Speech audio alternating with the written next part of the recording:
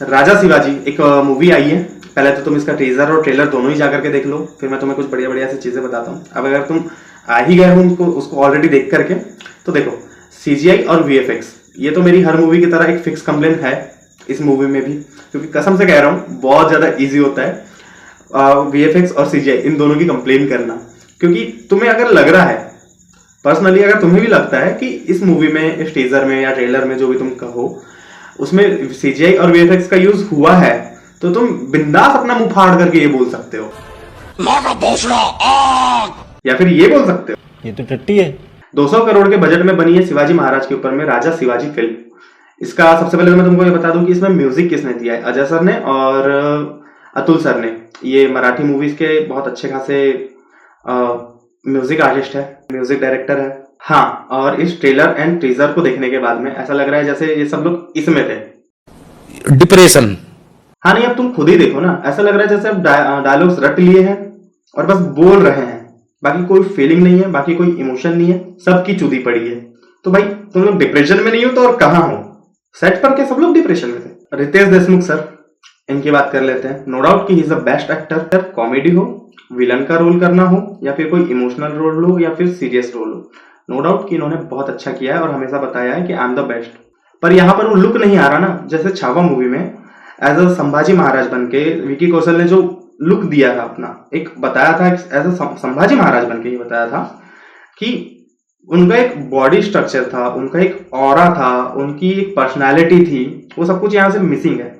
देखो, मैं तुमको ना जिंदगी की सबसे खूबसूरत बात ये बताता हूँ कि जब भी तुम पर्सनली तुम अगर किसी प्रोजेक्ट पे काम कर रहे हो और तुमने उसमें सच में बहुत अच्छा कर दिया है, तो हर किसी की एक्सपेक्टेशन बहुत ज्यादा हाई हो जाती है तुम सबसे कि तुम और भी अच्छा काम करो। सेम इसी कारण से अरिजीत सिंह ने भी तो अब अपना मूवीज में, मतलब कि हाँ, मूवीज में अपना म्यूजिक देना छोड़ दिया है, वो इंडिपेंडेंट म्यूजिक करेंगे अब। सेम यही रीजन है कि उन्हें हर बार अच्छा करना था। खुद ही समझो उस चीज को कि हर बार वो इंसान कैसे बेस्ट दे सकता है, उसकी भी एक लिमिटेशंस होती है। जैसे मेरी खुद की है, मैं हर बार बेस्ट नहीं कर सकता, मुझे भी पता है, लेकिन मैं पूरी कोशिश करता हूं because I am a writer. ठीक है। अरे हाँ, इस चीज से ये याद आया कि मैं as a film writer work करता हूँ और मैं चाहता हूँ कि अब मैं आप लोगों के साथ में अपनी स्क्रिप्ट्स पूरी करूँ, आप लोगों के आइडियाज, मेरा नॉलेज। ठीक है, तो आप लोग भी इस चीज में बिल्कुल पार्टिसिपेट करिए, अपना नॉलेज दीजिए, अपनी चीजें बताइए, क्योंकि आप लोग भी मूवीज वगैरह देखते हैं तो आपको भी लगता है ना कि ये सारा कुछ या फिर ये स्क्रिप्ट समझ गए ना कि नहीं, मतलब तो ज्वाइन करो। अभी कैसा है ना कि मेकर्स को समझना चाहिए था कि हम संभाजी महाराज के पिता, ऑलरेडी क्योंकि हमने छावा देख रखी है, तो उनके पिता के ऊपर में अगर हम बना रहे हैं, छत्रपति शिवाजी महाराज के ऊपर में अपन कुछ बना रहे हैं, तो समझना चाहिए कि हमें छावा को बीट करने के लिए 20 टाइम्स अच्छा करना पड़ेगा, अच्छा बनाना पड़ेगा, तब जा करके हम 10 टाइम्स अच्छा कर पाएंगे। क्योंकि उनकी पर्सनालिटी थी, ऑरा था, उनका एक लुक था जो मिसिंग है यार, यहाँ वो फील नहीं हो पा रहा है। समझ रहे हो ना तुम? कम से कम डायलॉग्स अच्छे रख लेते हैं, क्योंकि वो चीज यहाँ पर मिसिंग है। क्योंकि किसी भी मूवी को अच्छा बनाने के लिए डायलॉग्स का भी एक बहुत अच्छा रोल होता है। क्योंकि ऑब्वियसली अगर तुम ऐसे सब्जेक्ट पर मूवी बना रहे हो तो रोंगटे खड़े होने चाहिए। हाँ, अगर अपन अब विलन की बात करें तो फिर से वही प्रेडिक्टेबल संजय दत्त सर, जो कि गैसिंग था, बिल्कुल अच्छा नहीं लगा उनको यहाँ देख करके। क्योंकि अब बहुत बोर हो चुका हूं मैं ये चीज देख देख करके कि हर जगह विलन का रोल संजय दत्त सर को ही दिया जा रहा है। नो डाउट कि वो बहुत अच्छे एक्टर है, वो मल्टीपल तरह की एक्टिंग करना जानते हैं, सिर्फ विलन। बाकी अब तुम लोग देखो, तुम लोग अपने ओपिनियन रखो। बाकी तो मैं ये बोलूंगा कि अगर किसी की गलती है उनका डाउनफॉल लाने में, तो एज अ फैन तुम देख रहे हो संजय दत्त सर के, मेरे नहीं, या फिर तुम देख रहे हो एज अ फिल्म मेकर, या फिर कोई भी एक बड़ा स्टार देख रहा है, तो सच बता रहा हूँ कि ये ज्यादा दिन तक वर्क नहीं करने वाला है। तो सर प्लीज कोई दूसरे प्रोजेक्ट पर काम करो, बोर हो गया है, सच बता रहा हूँ, दिल से बोल रहा हूँ।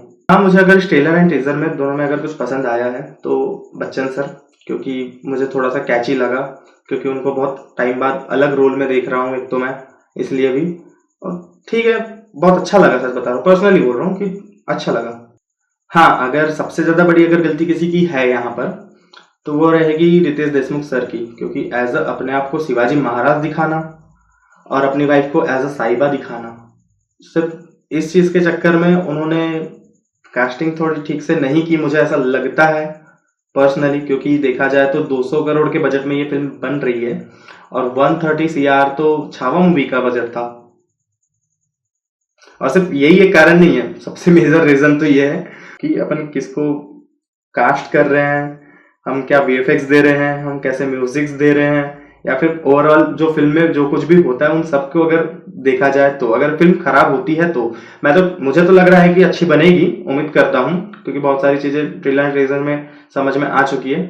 हाँ, क्योंकि इस मूवी के जो डायरेक्टर है वो खुद रितेश देशमुख सर है, तो जो डायरेक्टर होता है तो वही होता है जो मूवी को अच्छा बनाता है और खराब बनाता है।